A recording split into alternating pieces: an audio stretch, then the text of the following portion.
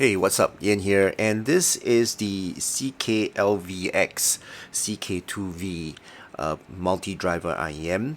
This is my first time featuring this brand, CKLVX. It's actually by Mayer Audio, and this model here is the CK2V. Retail price for this multi-driver IEM is $250 and it's available on Hi-Fi Go's website. So if you want to find out more, do check out the unaffiliated link down in the description below. So I've been testing this for about 2 weeks now, and I'm here to share with you guys my thoughts and opinions about this CK2V. So let's begin. First, let's go through the accessories, and this is the retail box that it comes in. On the side here, you get some graph, okay, and the front you get the name of the IEM. Inside this retail box, you get a user guide, a warranty card, a carrying case. It's velvet on the inside, so you can put your IEM and your accessories inside, and you get a whole bunch of ear tips, one pair of foam tips, and then you get two types of silicone tips. One is a normal bore, which is this one right here, the more of a white transparent one, and the other black color one is more of a narrower bore. So you can tip roll, try out the different ear tips and see which one is more suitable for you. And you get a very nice 4-core cable with interchangeable termination, so you can choose either 3.5 or 4.4 depending on your preference and the source player that you are connecting to. Cable is very nice and very soft, so this is not a stock cable, it's more of an upgraded cable. It comes with a Y splitter and a chin slider, and the ear hooks are very nice and very soft and conformable as well. Alright, so as for the design and build quality of this is a very well built IEM. It's fully made of a 3D printed resin. Faceplate is got this marble effect with embedded logo in front. The color is really nice. The inner shell is also very well made. As you can see, the seams here is actually non-existent. You can't really see the seam. You got a slight fin at the top of the IEM of the inner shell. The nozzle is made of I think it's metal with metal perforated filter, and on the top here there is a release vent to release the pressure when you put the IEM in your ear. Now let's talk about the fit and comfort. They fit my ear pretty alright, and they're pretty comfortable as well. It does create a little bit, because of the thickness, if you look at the thickness here, it does create a little bit of pressure point right around this part here, because it's pressing on the outside of my ear. And also the nozzle is a little bit on the shorter end for me, because maybe my ear canal is quite deep. I might change to my own personal tips, but currently I'm using the stock tips. But other than that, is pretty alright in terms of fit and comfort, and the seal that it gives me is pretty good as well. It seals off most of my ambient sound so that I can focus on my music. So let's talk about the sound performance of this. First, let's talk about the soundstage. Soundstage is wide. It's pretty deep as well. Overall, a very airy and holographic type of soundstage. Doesn't really sound natural, but it's a very wide and open type of soundstage. Sound separation wise is very good, alright, because of the multi-driver on this. Instrument layering is very well defined. Left and right channel distinction is also very well defined, and I can precisely image where the instruments are, where the vocals are, and the percussions are. So very well laid out and sound separated type of soundstage. Now the detail retrieval on this is a bit iffy because of the tuning and micro details and background elements can be picked up, but it's quite faint if you ask me, and especially at low volumes. It does articulate well, but it's not as well as other IEMs that I've been listening to. So vocals and cymbals and all that, they sound a little bit faint in the background, and performance between the low level and high level volumes is actually pretty alright. As I increase the volume, maybe I can pick up a little bit more, but when I go to low volume, I can't really pick up much of the details, right? But in terms of resolution, this is a very well refined and resolute IEM. The overall sharpness and the refinement is very clear, and it's got this ability to distinguish overall the instruments and overlapping instruments, with especially in busier tracks. And overall, the macro type of resolution is very good on this IEM. Now, in terms of tone and timbre, this is it comes to me as a little bit warm. In fact, warm and balanced type of tuning. The note weight is kind of there, but not really heavy as well. So it's quite balanced in terms of the overall sound. And to me, this tone and timbre is actually a bit dry and not too musical, but it's kind of matured as well. So that's the kind of tone and timbre that gives me. Alright, so let's talk about the sound signature of this IEM. First, let me just give you a summary of the pros and cons of this IEM. First, the pros. It's got a balanced tuning with no offensive peaks. It's non-fatiguing, especially at the mids and treble. It's got a controlled sub bass that gives a good foundation and without overpowering the rest of the frequencies. And the upper mids are calm and it's great for long listening sessions. As for cons, the presence region is a bit recessed and blunt. That is affecting the clarity and the details retrieved. The mid bass lacks a little bit of oomph, and it may sound a little bit weak for some genre of music that relies a lot of impact. It's slightly on the safe side when it comes to the overall tuning of the treble, and it also affects the tonality.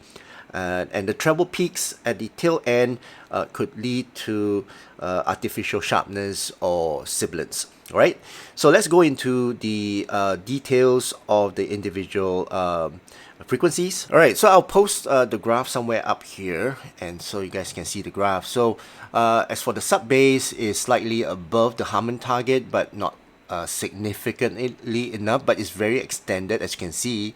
And it's got a good extension. It's controlled and it's slightly emphasized, and it should provide enough rumble for cinematic or electronic music without overstepping into the muddy territory. As for the mid bass, it's fairly flat, as you can see, and it's slightly recessed as compared to the Harman target. Overall, it's a lean presentation, feels a little bit light. Bass guitars and kick drums may lack a bit of weight and warmth, but it's good for clarity and well, potentially dry for bass hits. So mid bass may not be as punchy as I would like. As for the lower mids, it's kind of flat and it's slightly dipped also below the Harman target. But this is good because it's clean, it's unbloated, it's fast, but male vocals and lower harmonics textures may sound a little bit thin or distant, but this will help with sound separation. So it's a pro and con to me. As for the mid-range, it's fairly neutral with a gentle upward tilt towards the 1K region. And this maintains clarity and avoids boxiness, especially for vocals, and is technically correct in terms of coloration. So it'll sound natural to you, and to me it sounds natural. As for the upper mids and the peanut gain, it peaks just before the 3K region, but it's less aggressive than the Harman target, and this will make vocals sound slightly pulled back, especially female vocals. But this tuning avoids shoutiness, but lacks some intimacy and engagement, and is some sort of a safe tuning to the upper mids. As for the presence region, you can see there's a noticeable dip from about 3.5K to 6K hertz, and this is where all the details is gonna be affected.